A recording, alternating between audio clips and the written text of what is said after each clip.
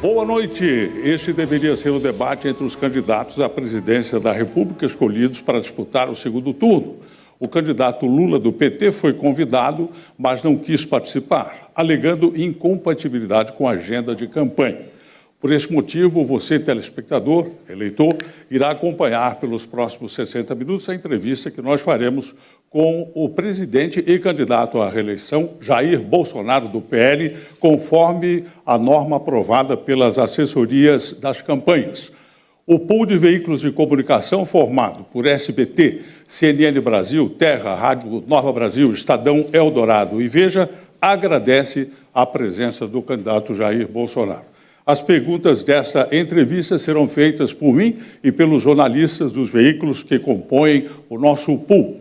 A entrevista será dividida em 3 blocos. Nos 2 primeiros, o candidato responderá 5 perguntas em cada bloco. No último bloco, serão 4 perguntas e mais as considerações finais. Cada pergunta terá, no máximo, 30 segundos, a resposta 2 minutos e 45 segundos, o mesmo tempo das considerações finais.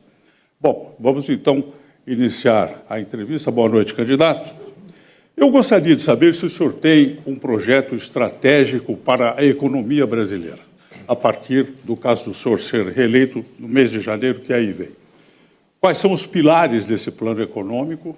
Queria saber também que empresas estatais o senhor pretende privatizar e, o senhor sendo reeleito, se o ministro Paulo Guedes continuará no comando da economia.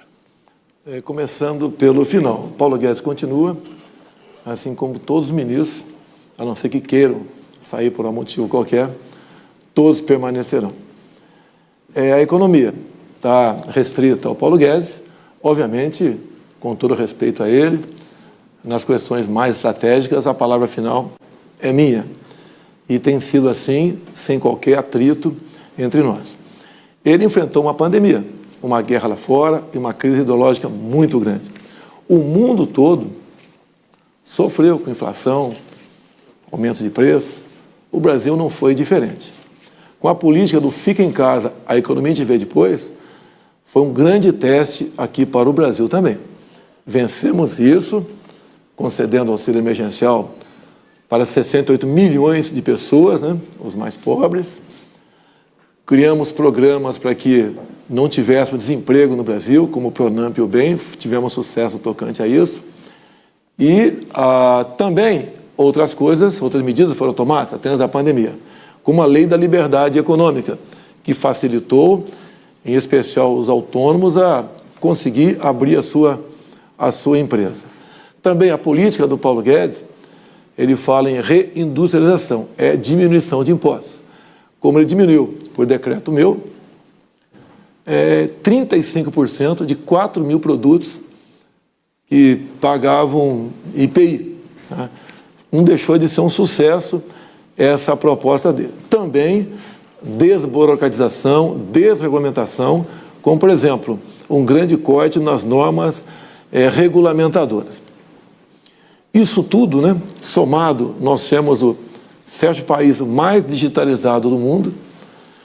Fizemos, entre aspas, uma grande reforma administrativa, coibindo concursos públicos, exceto para os mais importantes, né, Polícia Federal e Polícia Rodoviária Federal, diminuindo então o peso da máquina e a despesa com a mesma. Ou seja, nós arrumamos agora a economia.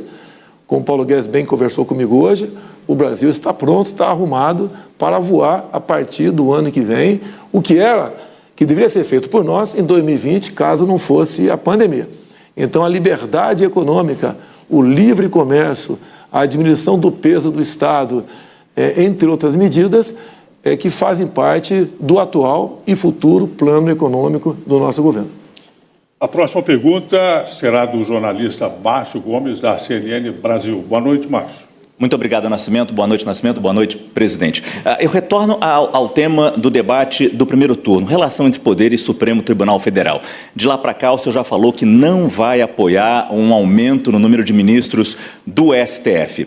Hoje, o seu vice, general Hamilton Mourão, recém-eleito senador pelo Rio Grande do Sul, disse à CNN e ao Estadão que o ministro Alexandre de Moraes, do Supremo, presidente do TSE, ultrapassou o limite e, por isso, ele, Mourão, vai discutir o assunto impeachment no Senado. Daí a pergunta: o senhor pretende, se reeleito, apoiar algum movimento de impeachment de ministros do STF no Senado? Eu já entrei no passado com pedido de impeachment contra o senhor Alexandre de Moraes. Não prosperou por decisão do presidente do Senado. O perfil do atual Senado foi mais para centro-direita, mais independência, vamos assim dizer.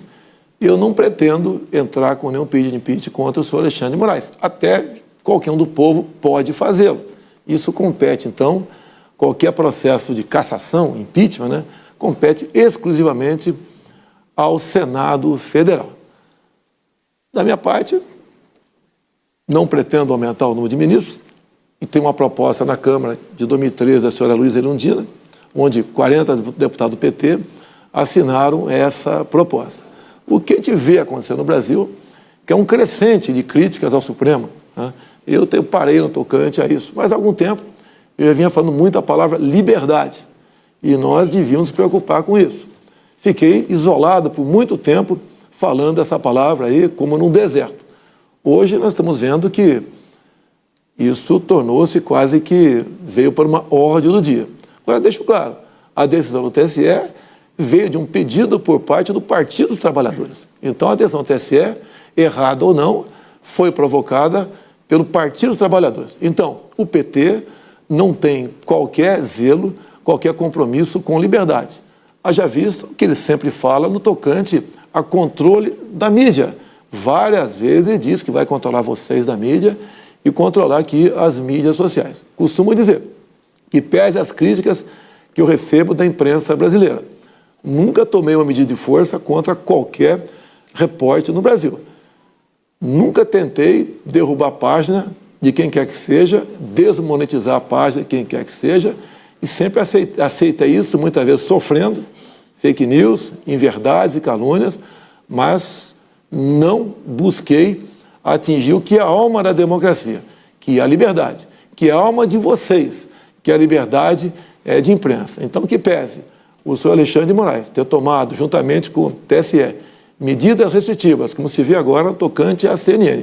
Ele foi provocado pelo Partido dos Trabalhadores. Eu acho que a preocupação maior, antes até do que o TSE, tem que ser com o senhor Luiz Inácio Lula da Silva, que pretende calar a mídia brasileira. E ele tem reiteradamente falando sobre isso. E termino.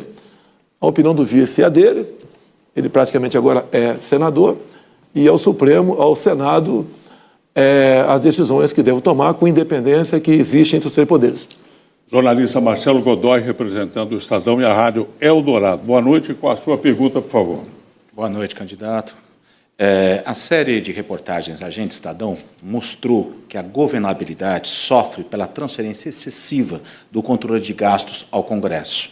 O senhor nega ter criado o orçamento secreto, mas ele foi gestado dentro do Planalto pelo general Ramos e, em 2019, o senhor enviou ao Congresso o texto que criou esse orçamento. A pergunta é: como criar governabilidade num futuro mandato do senhor sem submeter o orçamento federal a interesses subalternos?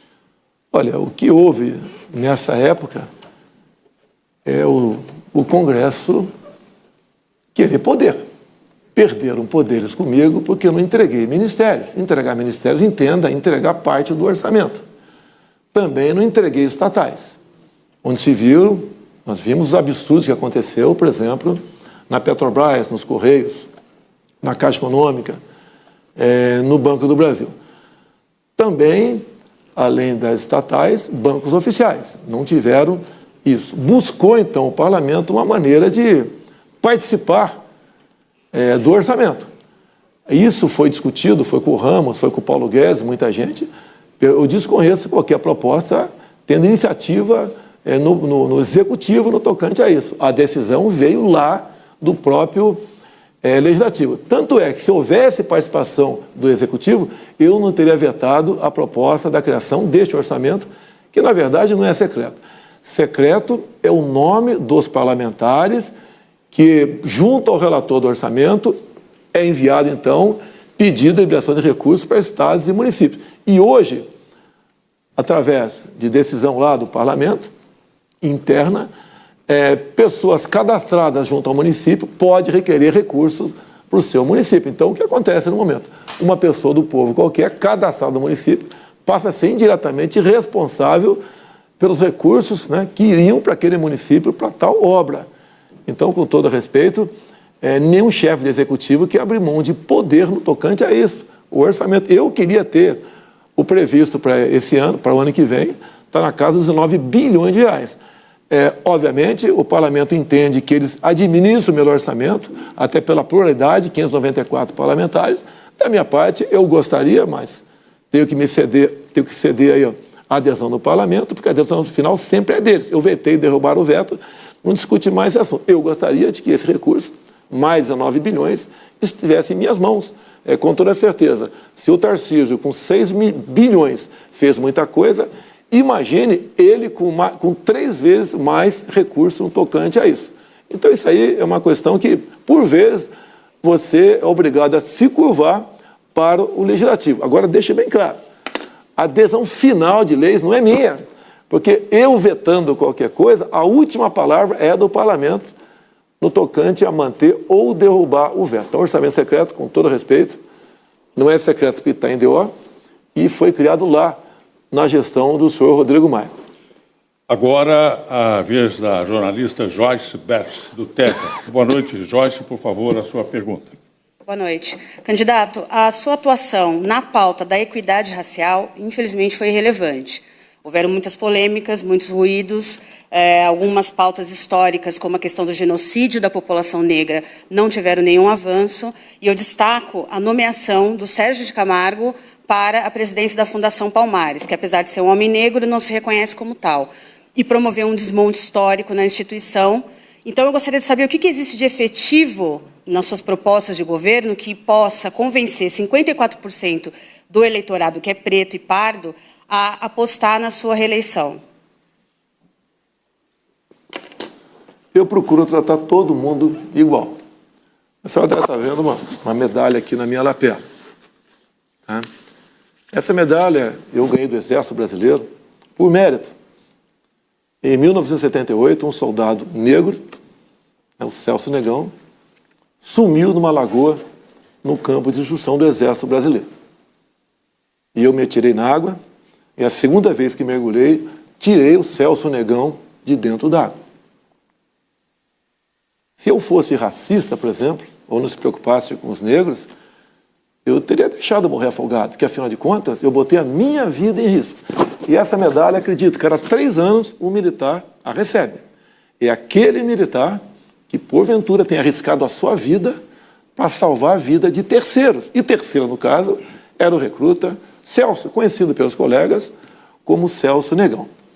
Se você vê, por exemplo, violência que sempre se publicava no passado, comunidade negra, LGBT, esses números diminuíram em nosso governo.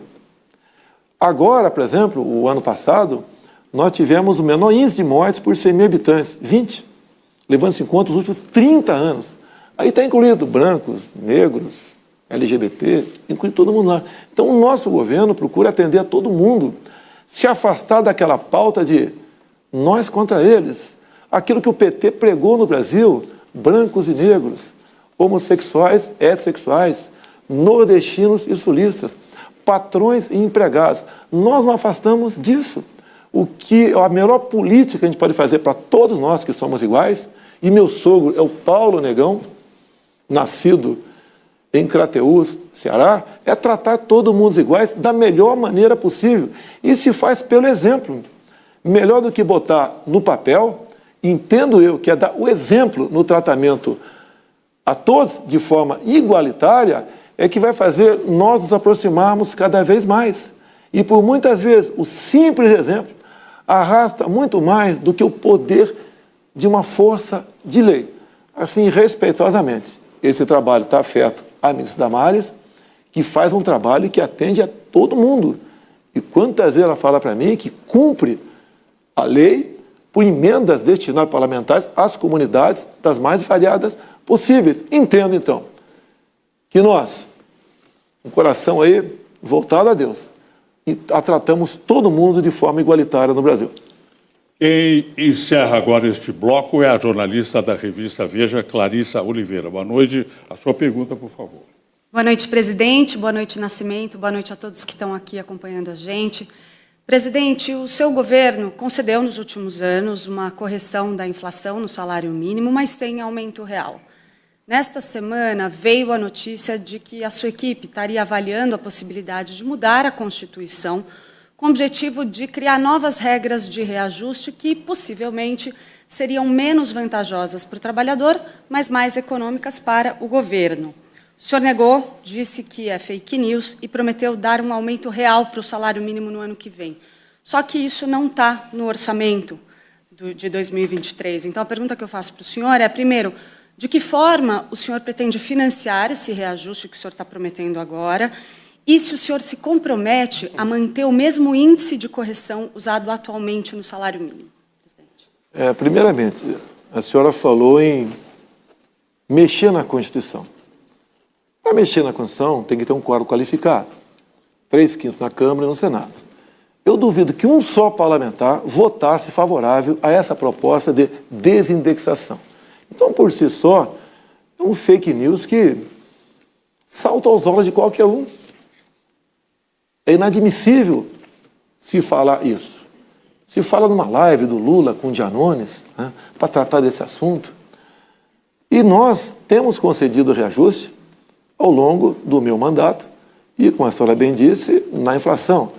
Nós devemos botar em conta que tivemos uma pandemia, onde nós gastamos 700 bilhões em 2020, dentro da responsabilidade fiscal. Mesmo com esse gasto, que alguns falam que extrapolou o teto, não tivemos reflexo no dólar indo para cima, na bolsa indo para baixo. Né? Não se mexeu no Brasil, foi um momento difícil. Nós, por exemplo, no tocante aos servidores públicos, foi em comum acordo com todos os 27 governadores o congelamento do salário por 2 anos. Todos os governadores toparam isso, que até que havia uma outra proposta que tinha vindo da Câmara dos Deputados, da mesa, concedendo, né, um corte linear de 25% no salário, pensões e aposentadoria de todo mundo, civis, militares, e eu fui uma daquelas pessoas que foi contra isso. Achamos que daríamos para suportar o gasto com a pandemia com o congelamento por 2 anos. E conseguimos isso com o apoio de todos os governadores numa videoconferência. E acredito que foi a melhor maneira possível. Se tivesse dado o corte lá atrás, não teríamos recuperado ainda os 25%. A questão do orçamento, a senhora sabe que tem um teto. Ninguém quer extrapolar o teto, chutar o teto, nada disso. Mas o Paulo Guedes é uma pessoa que sabe bem tratar a questão orçamentária, tanto é que nós somos referência e exemplo para o mundo nessa questão, mais do que voltar em ver. Deflação, entre outras coisas positivas. O Paulo Guedes tem me garantido que o recurso virá da questão dos dividendos, onde seriam taxados aqueles que ganhassem mais de 400 mil por mês, que não pagam nada de imposto no momento. Então, quem, por exemplo, ganha 600 mil vai ser taxado em cima dos 200, até os 400 para todo mundo. Isso é a proposta do Paulo Guedes, que é uma pessoa que eu confio plenamente na condução da economia brasileira. Muito bom, encerramos aqui o primeiro bloco. Essa entrevista é realizada pelo maior pool de veículos de comunicação formado por SBT, CNN Brasil, Terra, Nova Brasil, Estadão Eldorado e Veja. Você pode acompanhar a entrevista também pelo celular, no YouTube do CNN, do SBT e do SBT News, na Rádio Eldorado e Rádio Nova Brasil, além dos sites de Veja, Estadão e Terra. A gente volta já.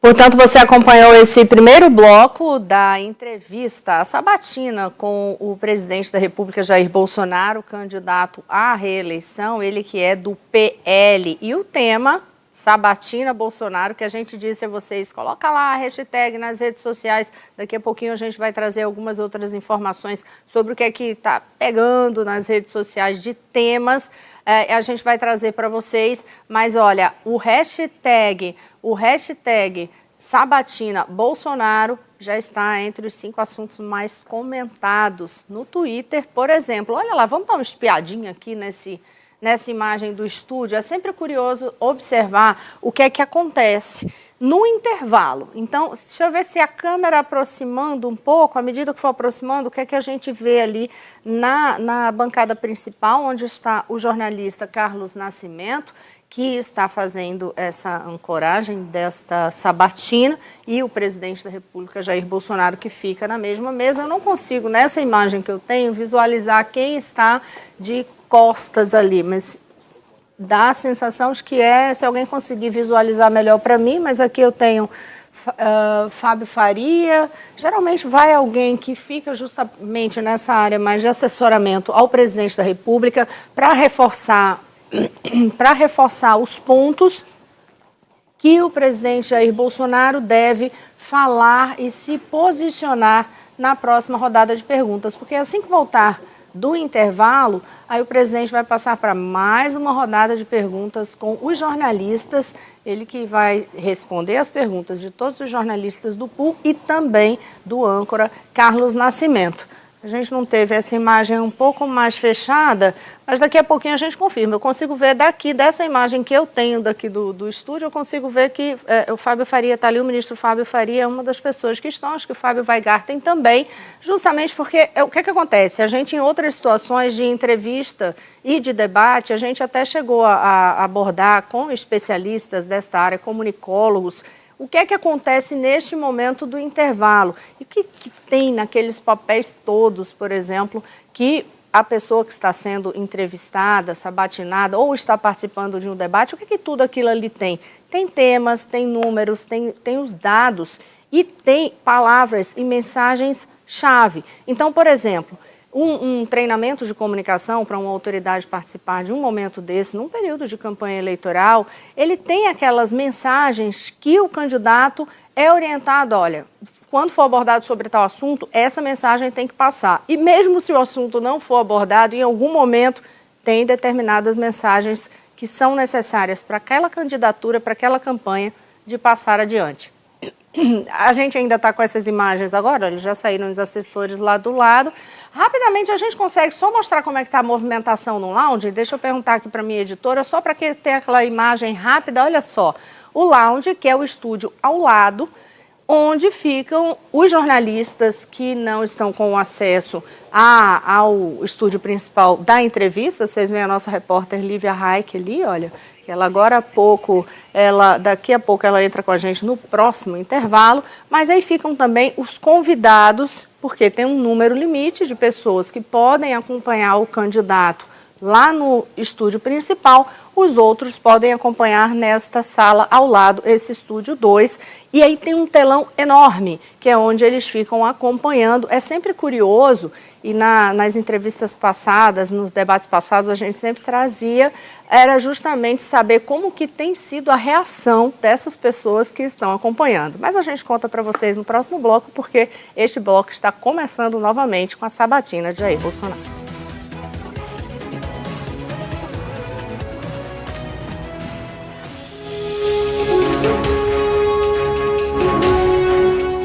Estamos de volta para a entrevista com o presidente e candidato à reeleição Jair Bolsonaro, do PL.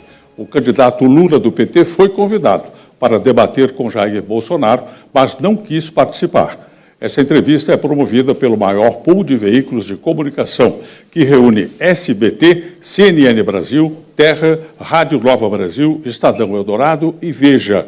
Você pode acompanhar essa entrevista também pelo celular no YouTube da CNN, do SBT News, da Rádio Eldorado e Rádio Nova Brasil, além dos sites de Veja, Estadão e Terra.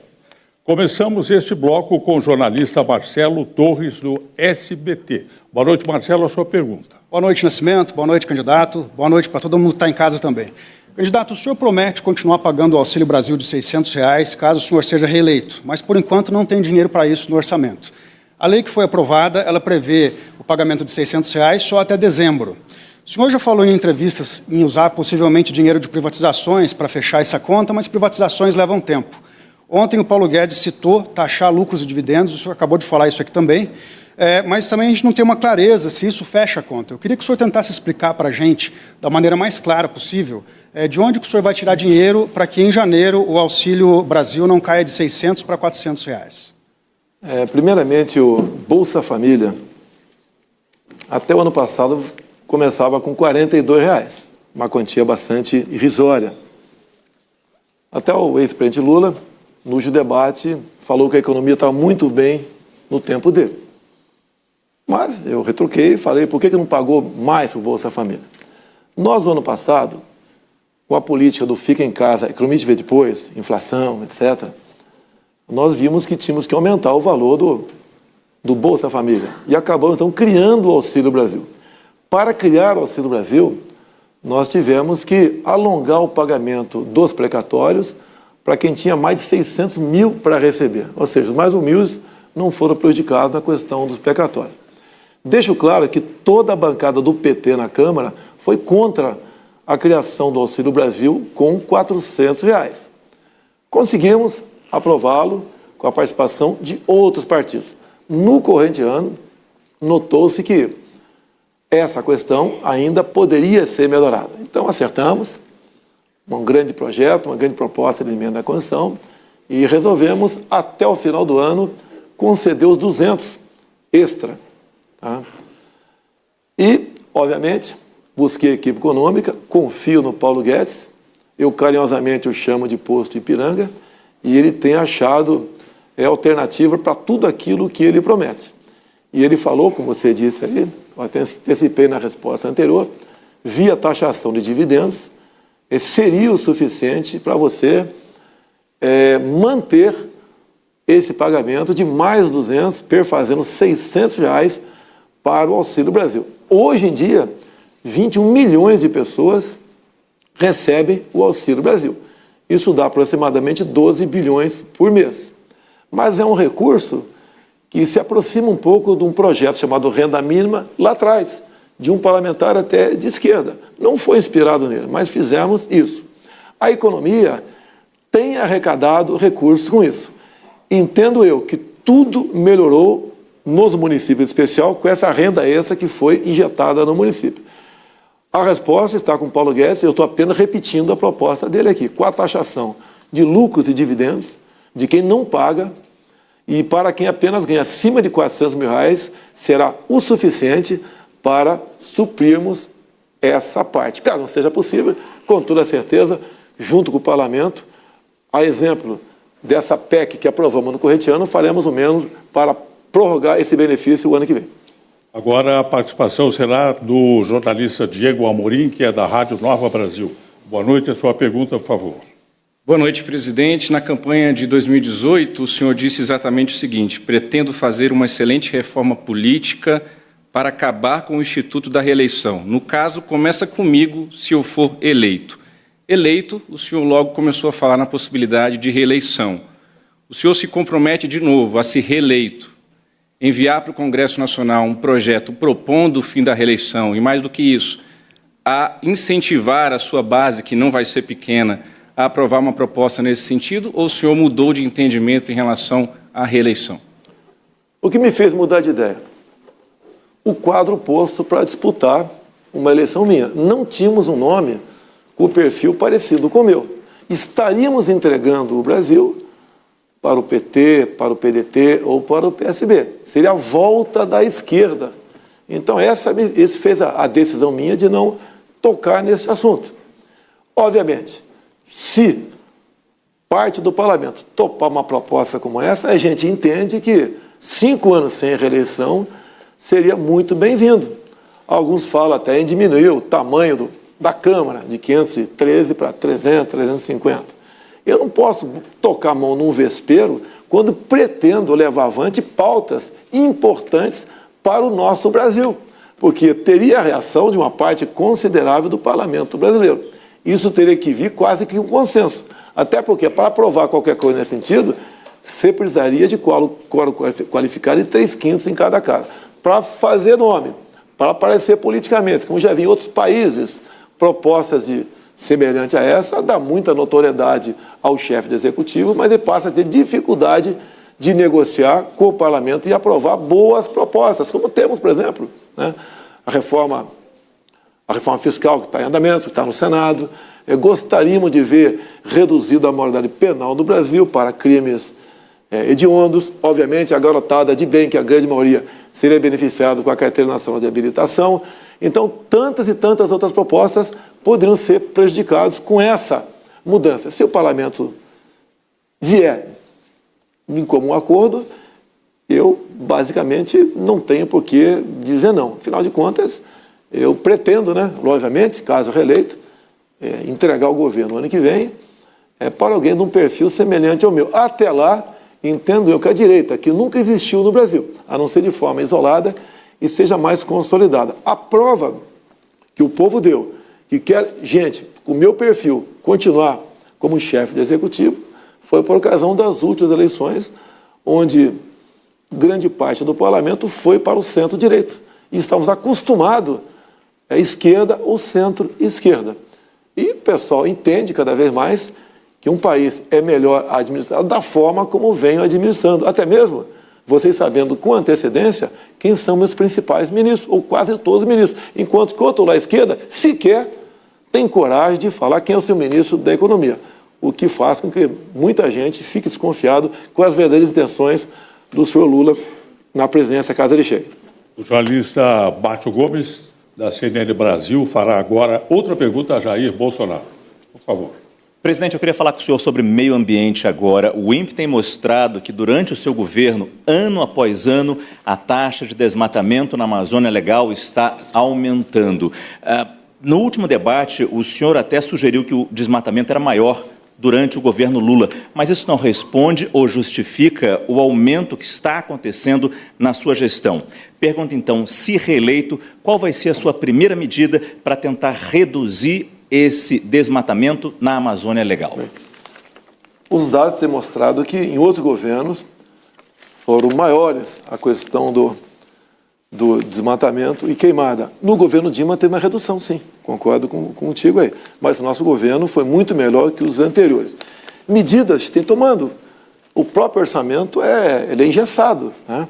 Mas nós temos, por exemplo, feito operações com a Operação Guardiões do Bioma, onde temos combatido o crime organizado, o tráfico de animais silvestres, contrabando de produtos florestais, entre outros. Eu acho que a melhor proposta que pode ocorrer, que não conseguimos aprovar nos primeiros 2 anos, seria a regularização fundiária. O que seria isso? Todo e qualquer terreno do Brasil teria a sua localização definida por satélites. E qualquer, então, desmatamento ou foco de calor, você saberia quem está provocando aquilo. Você poderia fiscalizar isso dessa forma. Se esse desmatamento foi, por exemplo, em área permitida ou não. Se o foco de incêndio de calor foi em foco permitido ou não. E não aberto como está. Hoje em dia, nós sabemos que existe desmatamento irregular, sim, existe. Existe foco de calor, existe. Mas entendemos que nós podemos diminuir muito isso daí, você responsabilizando diretamente no CPF aquela pessoa causadora por esse dano ambiental. E hoje, deixar bem claro, 2/3 do nosso solo brasileiro, nossa terra, é preservado. Está da mesma forma como aí Pedro Álvares Cabral aqui chegou ao Brasil em 1500.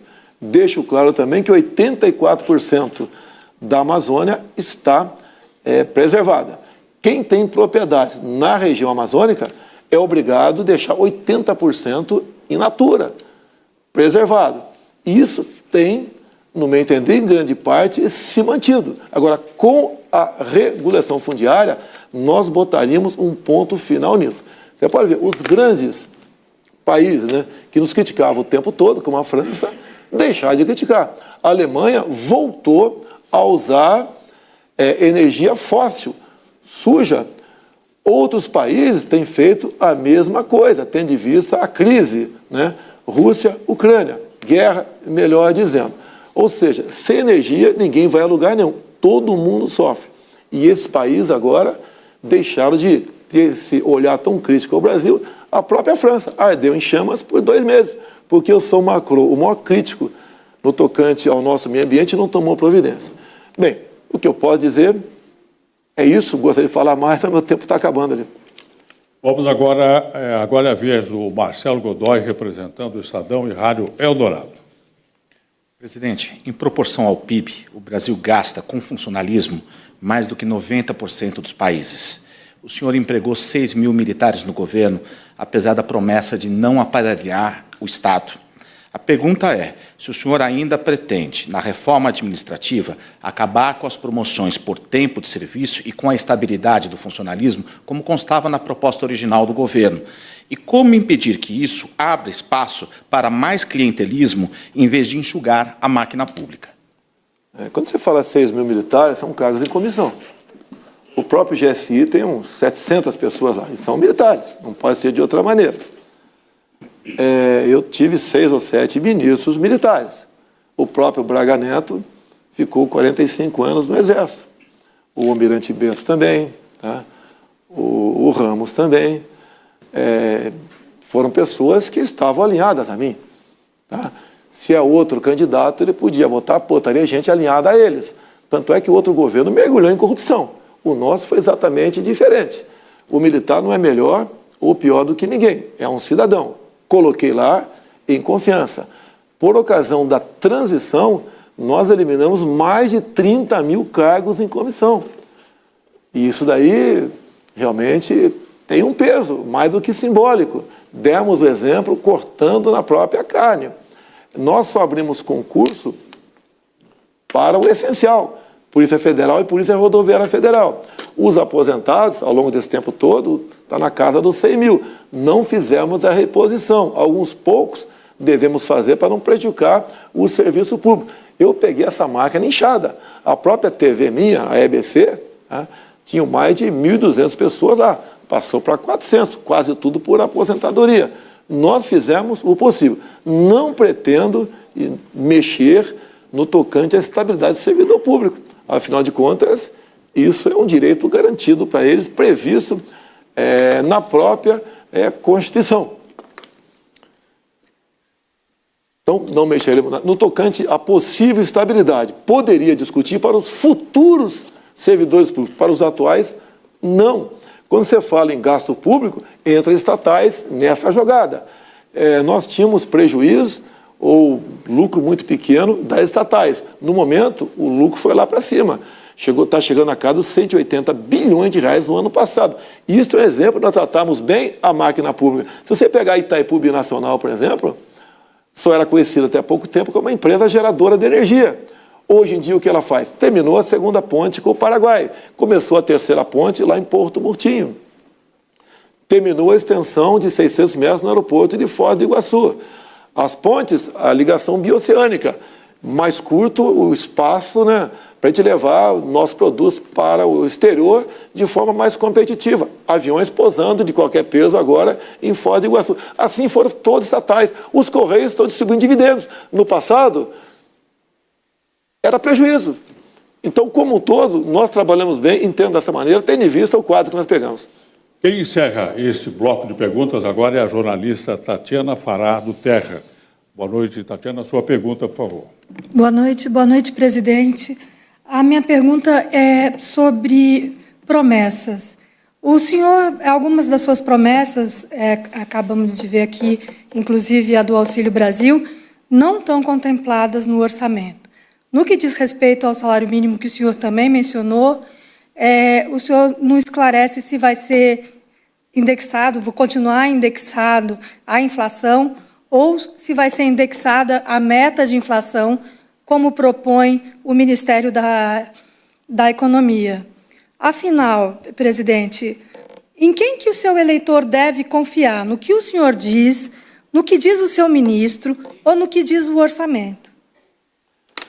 Bem, o orçamento, quem faz o orçamento, na verdade, é o legislativo. O orçamento não é um decreto presidencial. Então, quando há críticas, né, que vai cortar a merenda, só vai ter ovo na merenda do ano que vem, vai cortar a farmácia popular, o orçamento não está feito. se inclui sempre outra despesa obrigatória do orçamento. Até o tal do RP9, conhecido como orçamento secreto, se botou lá dentro. Aquilo não estava previsto estar lá dentro. Quando você bota obrigatoriamente mais 19 bilhões, vai ter que sair de outro lugar. Então, essa bola está com o parlamento para decidir isso aí. É inadmissível você não deixar os aposentados receberem o reajuste, no mínimo, igual à inflação. Não se pode continuar não dando reajuste aos servidores da mesma maneira. O salário mínimo também. Então, a gente tem certeza que o parlamento vai buscar alternativas. E nós sabemos que o parlamento não responde nada no tocante à lei de responsabilidade fiscal. Eu respondo por lá de cá. Eu não posso sancionar ou vetar o que vem na minha cabeça. Então, tenho certeza que o parlamento, assim como não nos faltou ao longo desses 3 anos, 10 meses, não faltará no futuro. E mais ainda, tenho conversado com o Arthur Lira muitas questões e imediatamente após as eleições, nós colocaremos em prática, buscando alternativas junto ao parlamento. O parlamento conseguiu, por exemplo, os R$600 de auxílio emergencial em 2020. E as mulheres, né, mães, chefes de família, conseguiram exatamente o dobro. De onde veio esse recurso? Ainda vivemos numa situação emergencial. E, se preciso for, continuarmos fazendo propostas, como essa PEC, que mexeu com os combustíveis. Quem não gostou da queda dos combustíveis no Brasil?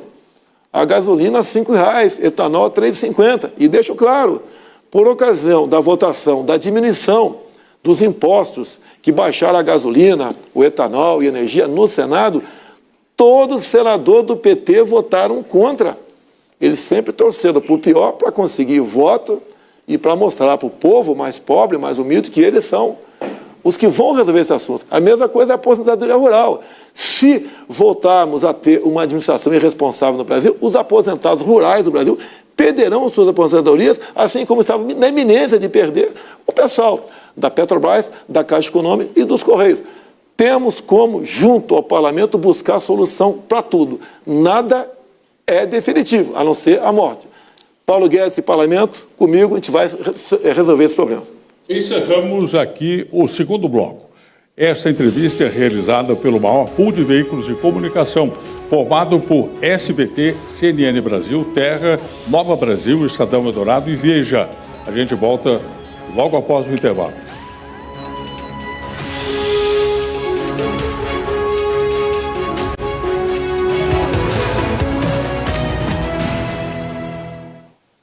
Eu estou de volta aqui com vocês neste intervalo para a gente dar aquela espiada em como fica a movimentação no estúdio principal no momento em que, para a entrevista, dá um breve intervalo, a gente aproveita para olhar como que fica a movimentação por lá. O que é que vai acontecer no próximo bloco, que é o terceiro e último bloco? 4 jornalistas do pool ainda vão fazer perguntas ao presidente da República, Jair Bolsonaro. E depois, o candidato à reeleição pelo PL, ele vai ter 2 minutos e 45 segundos para fazer as considerações finais. Então, daqui a pouquinho a gente dá uma olhada de novo como que está essa movimentação. Uma vez mais, o presidente da República recebe as pessoas mais próximas a ele nesse assessoramento sobre as mensagens que deve focar, principalmente para esse terceiro bloco, que é o último desta sabatina, mas aí daqui a pouquinho a gente volta para este estúdio. Eu vou pedir agora aquela câmera da outra área que é reservada para os convidados e lá você sabe que está a repórter Lívia Rai, que é onde está o lounge. Lívia, me conta por aí como que está a movimentação e também assim, como é que tem sido a reação, hein? À medida que as perguntas vão sendo feitas, as pessoas estão bem tranquilas, pacíficas, comemoram, sorriem, aplaudem, ou está tudo bem tranquilo por aí? Oi, Resenha, claro que a gente fala tudo para vocês. Você estava comentando aqui no estúdio, né? Esse é um momento de nervosismo, então dos últimos ali detalhes com o próprio candidato, aqui está tudo muito calmo. Esse é o momento que as pessoas vão comer alguma coisa, vão beber alguma coisa, vão terminar de escrever seus textos, né? Mandar texto para redação, falar com seus editores, enfim, a gente sabe que é assim que funciona com os jornalistas. E também os convidados aqui também super tranquilos. A gente vê assim, tirando foto, filmando alguns trechos, talvez para eles mesmos, para compartilhar na internet. internet dessa entrevista que se encaminha para o terceiro bloco, mas no decorrer da entrevista a gente não tem visto, não, nenhuma reação, assim, de aplausos, comentários, enfim, nada disso, tudo muito pacífico, muito tranquilo por aqui. Vamos dar uma rodada para mostrar, a gente entrou aqui logo no comecinho, né, antes de 8h30 da noite, e estava tudo muito calmo, as cadeiras vazias, é claro, como a gente tinha comentado, trânsito, as pessoas ainda chegando, mas agora a gente já vê o posicionamento da imprensa, vários sotaques por aqui, imprensa nacional e internacional, e eles de olho, né, Rosiane, porque esse é um momento final, reta final desse segundo turno, a 9 dias da eleição, então é claro que aqui todos anotando, atentos, tudo que está acontecendo nessa entrevista, nessa sabatina final desse segundo turno. Rosiane, com você. Lívia, e é até curioso, né? Porque quando a gente pensa, por exemplo, no primeiro debate mesmo presidencial, que ainda tinham todos os candidatos ali no primeiro turno, aí era uma outra situação bem distinta aí no lounge. Porque o que acontecia no lounge? Estavam os convidados de todas as outras candidaturas, e aí eles torciam, eles aplaudiam, eles sorriam, assim, tinham uns certos levantes em relação aos momentos do debate. Os ânimos ficam mais acirrados, né, Rosiane? Exato. Aqui a gente vê jornalistas todos trabalhando, muito atentos, e também os convidados do próprio candidato. Então, sem sombra de dúvida, por não ter se tratado de um debate, é por enquanto aqui, e vai continuar assim, está tudo muito pacífico. A joia, Lívia Raik trazendo os detalhes por lá. E, gente, é uma loucura. Eu já fiz várias coberturas acompanhando, por exemplo, do lounge, esse tipo de debate presidencial, também entrevista. E aí os jornalistas ficam justamente no ritmo de mandar o material o mais rapidamente possível, destacando quais são os principais pontos das declarações feitas pela autoridade durante aquele bloco. Então, só reforçando, a gente segue agora para o terceiro e último bloco desta entrevista com o presidente da República, Jair Bolsonaro. Seria um debate, mas o candidato do PT à presidência, Luiz Inácio Lula da Silva, ele declinou do convite, então ficou uma entrevista e você vai acompanhar a partir de agora mais este terceiro e último bloco.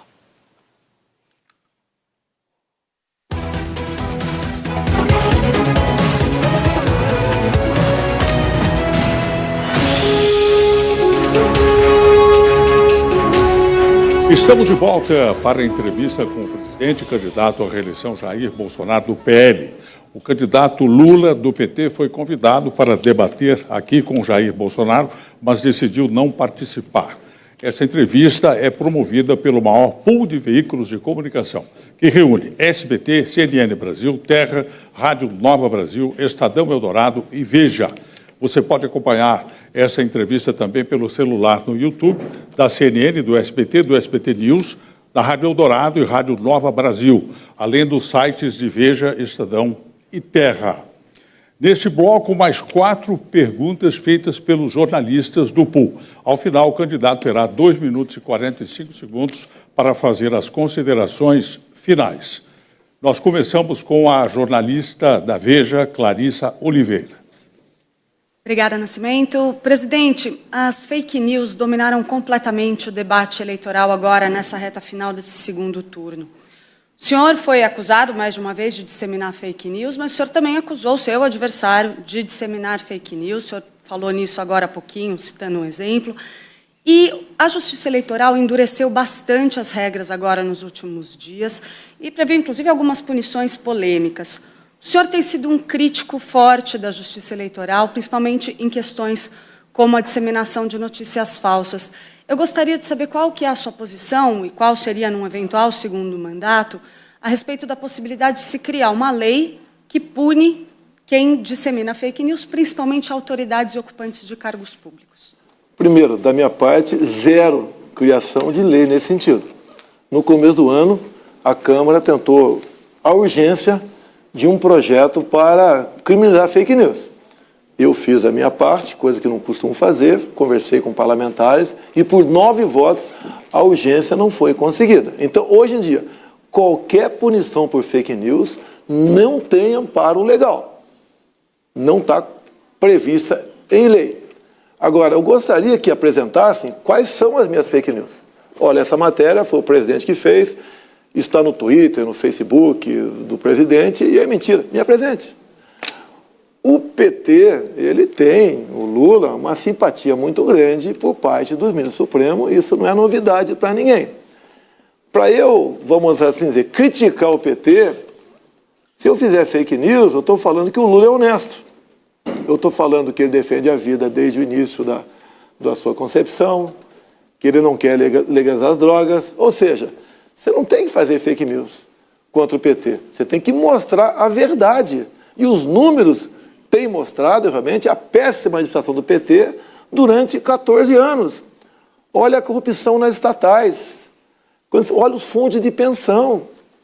Como tenho dito, né, funcionários da Caixa, do Banco do Brasil, dos Correios, têm desconto até 2030 para que eles possam se aposentar no futuro.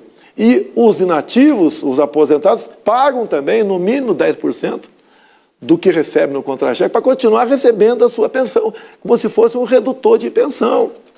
A corrupção no Brasil, nós já sabemos, a fotografia, a Lava Jato tem mostrado aí, os delatores devolveram mais de 6 bilhões de reais, as empresas, por acordo de leniência, devolveram mais de 15 bilhões, nós demos para os Estados Unidos, para a Bolsa de Valores, aproximadamente $1 bilhão, tendo visto influência, descaso, roubalheira, interferência no preço lá atrás.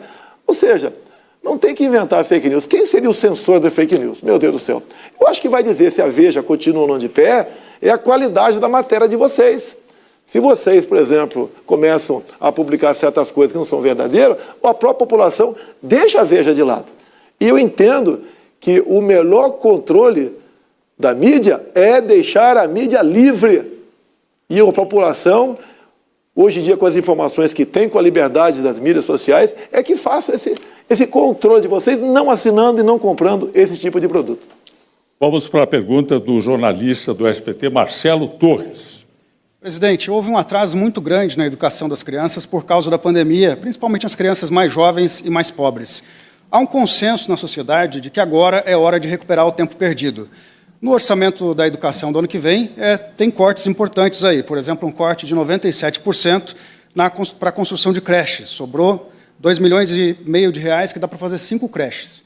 Eu queria que o senhor falasse para a gente se mesmo com esses cortes é possível fazer um avanço na educação, num possível segundo mandato do senhor, e qual seria a sua proposta para acelerar o aprendizado das crianças, já que, como eu disse, houve esse atraso durante a pandemia.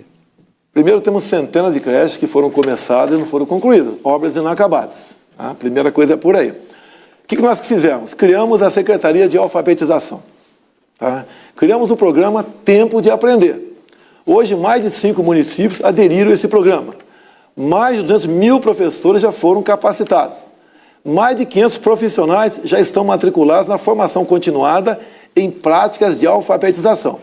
No passado, levava-se 6 meses para alfabetizar uma criança. No meu governo, está levando, no passado, 3 anos para alfabetizar uma criança. No meu governo, está levando 6 meses. Nós também temos um programa já em execução, conhecido como Recuperação de Aprendizado, sendo premiado, inclusive, pelo Banco Mundial como um dos melhores programas do mundo. 6 milhões de crianças já estão submetidas a esse programa.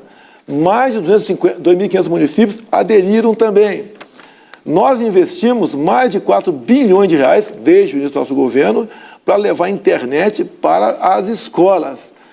Então, o que acontece? Nós entendemos que temos que investir, diferentemente do PT, que investiu lá em cima, em nível superior, fazendo faculdades, endividando a garotada. Tanto é que nós tivemos que fazer um programa para anistiar 99% desses jovens que se formaram e não tinham como pagar aquilo que haviam contraído em forma de empréstimo para se formar. Nós estamos investindo o contrário, na educação de base. O maior reajuste da história do Brasil para o ensino básico foi concedido pelo nosso governo. Esses 2 anos em casa, realmente, as consequências são danosas. Mas a única vantagem, entre aspas, né, se é que eu poderia falar isso, se é que eu poderia falar ironia numa situação como essa, foi que o PT nos legou uma educação de péssima qualidade com o programa Paulo Freire. Ou seja, nós estamos alfabetizando as crianças, dando atenção especial à educação básica, remunerando melhor os professores e, por aí, criando uma boa base esperar, daqui a muitos anos, e não poucos anos, colher algo que nós queremos dos cursos superiores, que é formar um bom profissional, um bom patrão, um bom empregado, ou um bom trabalhador liberal. É isso que nós queremos. Essa é a função da educação, não é criar militantes e universidades. Então, a proposta é investir, como temos investido, na educação básica. Quem pergunta agora é o jornalista da Rádio Nova Brasil, Diego Amorim. Presidente, na campanha de 2018, o senhor se queixou do tamanho do Estado e disse que teria um ministério com, no máximo, 15 ministros. O senhor está chegando ao fim do mandato com 23 ministérios, são 8 a mais do que o senhor previu, e o senhor ainda está falando na recriação de pelo menos 3, incluindo o Ministério da Pesca. Recentemente, o senhor admitiu que cedeu aos partidos na negociação do 2º escalão. Em um eventual novo mandato, o senhor sabe, vai ter muito mais gente querendo espaço. Se reeleito, presidente, quantos ministérios o senhor vai ter? Querer espaço, quase todo mundo quer. É que eu sou uma pessoa bastante discreta e não revelo o que acontece, né? Em momentos difíceis, eu naquela sala da presidência. As maiores pressões foram em 2019. Vencemos. Não faltava gente importante dizendo nada vai ser aprovado se você, por exemplo, não dividir o MDR e recriar os ministérios da cidade. Alguns cargos cedemos sim, não vou negar para você. Por vezes não tínhamos nós como indicar pessoas, e não quer dizer que toda indicação de deputado e senador é uma péssima indicação. Quando você fala em 23 ministérios, eu criei um no meu governo, que é o das comunicações. Foi o ministério que bem negociou a questão do 5G no Brasil. Hoje nós temos 5G em quase todas as capitais e brevemente teremos no Brasil todo, entre outras ações desse Ministério das Comunicações extremamente importante. Possível criação de ministério. Estamos com 23. É bem menor do que 39 que tínhamos um tempo atrás. A possibilidade de criar mais 3 existe? Sim, existe. Não vou negar para você. Um seria o da indústria, comércio e serviços. A pesca é uma coisa fantástica. O Jorge Seife, até há pouco aí, o nosso secretário da pesca, por exemplo, ele fez o pescador se sentir prestigiado pelo Brasil. Nós temos uma costa de 8.000 e poucos quilômetros. Nós temos rios em qualquer lugar do Brasil. Ele tem negociado com o parlamento paraguaio a piscicultura no Lago de Itaipu, que pode nos levar à possibilidade de produzirmos, mais 40% de pescado no Brasil. Imagine o volume para isso tudo. Um status de ministério para ele seria muito bem-vindo. Não é prestigiar o Jorge Seife, é prestigiar o Brasil com essa secretaria. Com esse ministério, a questão do possível esporte, existe a possibilidade. Seria o atual Marcelo, que está como secretário especial de esporte. Foi aquele que fez ressurgir o GEBS 17 anos depois, que conduziu agora uma competição internacional, GEBS, na França, onde fomos vice-campeões. Esse tipo de tratamento da juventude com o esporte, você afasta a molecada das drogas. Você bota a molecada para vibrar com a medalha. A molecada se prepara, se cuida, não se preocupa mais em entrar no mundo das drogas. Então, isso tudo é muito produtivo no Brasil. E o Ministério daria mais força para que nós pudéssemos implementar essas outras políticas. Bom, para encerrar, cabe a mim fazer a última pergunta. Eu vou tomar a liberdade de fazer 2 perguntas. Uma política e uma institucional. A política é a seguinte: como se deu a reaproximação do senhor com o ex-juiz Sérgio Moro? Por iniciativa dele ou sua? Moro será ministro do seu governo? A pergunta institucional. O senhor é um crítico feroz da urna eletrônica brasileira, apesar de todos os testes que já foram feitos. No caso, na hipótese de uma derrota sua, o senhor aceitará, acatará o resultado das urnas? Olha, os militares foram convidados a integrar a Comissão de Transparência Eleitoral. Nós temos um comando de defesa cibernética. O pessoal trabalha, tem trabalhado antes, agora, e vai trabalhar por ocasião do segundo turno também. Se nada for encontrado, você não tem por que duvidar dos resultados da urna. Agora, você vê muito bem, nas ruas, como eu sou tratado e como o outro candidato é tratado. O outro, até quando está em hotéis, sequer vai almoçar em restaurante do hotel, porque não tem clima para tal. Tá? Então, uma diferença enorme. Hoje, todos dizem que a minha aceitação é muito maior do que o outro lado. Mas vamos deixar as urnas, vamos deixar essa questão com a Comissão de Transparência Eleitoral. Sérgio Moro, não existe qualquer convite da minha parte, e nem ele em querer voltar a ser ministro de qualquer lugar aqui. A Justiça está sendo muito bem conduzida por um delegado da Polícia Federal, que é o Anderson Torres. Nós resolvemos nos aproximar. O colega meu fez contato, vamos conversar com o Moro, foi feito um contato com o Moro, houve uma ligação, e nós resolvemos fazer o quê? Para o bem do Brasil, qualquer equívoco ou rusgas do passado, vamos deixar de lado, porque muito mais importante do que até eu, presidente da República, e o Moro, senador da República, é o destino do nosso Brasil. Ele bem conhece o que aconteceu ao longo desses 14 anos de PT. Foi o homem realmente que conduziu inquéritos, mostrou para o Brasil e para o mundo quão entranhado estava a corrupção no Brasil. Nós não queremos a volta disso. O Moro também, assim como eu, não quer a volta da censura no Brasil, não quer perseguições no Brasil. E nós vemos que as decisões do TSE, que pese decisões, no meu entender, completamente, no mínimo, equivocadas. O TSE tem sido provocado pelo PT. E o próprio Moro, com toda certeza o Delayel também, entre o próprio ex-ministro Marco Aurélio do STF, esse último diz, inclusive, que jamais votaria em alguém condenado em 3 instâncias por unanimidade. Ele continua sendo uma pessoa criminosa. Não é porque os processos foram anulados e voltaram para a primeira instância que ele passou a ser uma pessoa inocentada. Afinal de contas, né, só acredita em Bonner dizendo que ele não deve nada à justiça quem foi muito anjo nesse país. Então a reaproximação com o Moro foi por uma coisa maior, o destino do nosso Brasil. Ele entende que se o Lula voltar vai ser uma desgraça para todo o Brasil, para todo mundo, para aposentado, para pensionista, para a nossa economia, para o pessoal que recebe auxílio do Brasil, etc. Então por isso nos aproximamos e estamos nos dando muito bem. E o senhor vai respeitar o resultado das urnas, então? Em a Comissão de Transparência, né, onde se integra as Forças Armadas. Nada de anormal apresentar, não tem por que você duvidar do resultado das eleições. Muito bem. Encerradas, então, as perguntas, vamos agora às considerações finais. Candidato Jair Bolsonaro, o senhor terá 2 minutos e 45 segundos, por favor. Primeiro, queria anunciar a todos que amanhã, às 17 horas, teremos uma super live. Pode ter certeza, bateremos o recorde mundial de participação. Presentes, obviamente, o presidente da República, o nosso Neymar, Sérgio Moro, governador Zema, Tarcísio, candidato a São Paulo, líderes religiosos, Silas Malafaia, entre tantas e tantas outras pessoas. Eu participarei da primeira hora da live. Ela durará 22 horas. Participe, pelo menos no começo, é muito importante. Vamos ouvir o Neymar, personalidades do Brasil todo. No mais, o que está em jogo no próximo dia 30? Não é escolher um presidente. A forma de governar, você já sabe. O outro lado, um desastre. Corrupção, descaso, etc. Do nosso lado, rigor fiscal.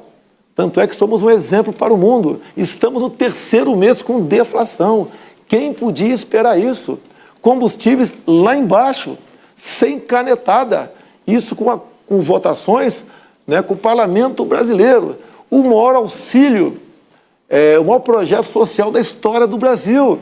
Nós concedemos agora um auxílio aos mais pobres, porque nós tratamos com dignidade os mais pobres, né, de R$600 no mínimo.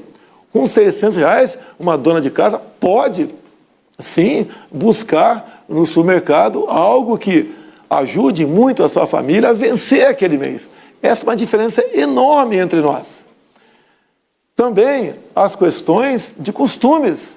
A família é sagrada para nós. O outro lado, o tempo todo atacando os valores familiares. Se você tem dúvida nisso, dá um Google aí. PNDH3, veja a barbaridade contra a família brasileira. Entre outras ações do PNDH3, a desconstrução da heteronormatividade.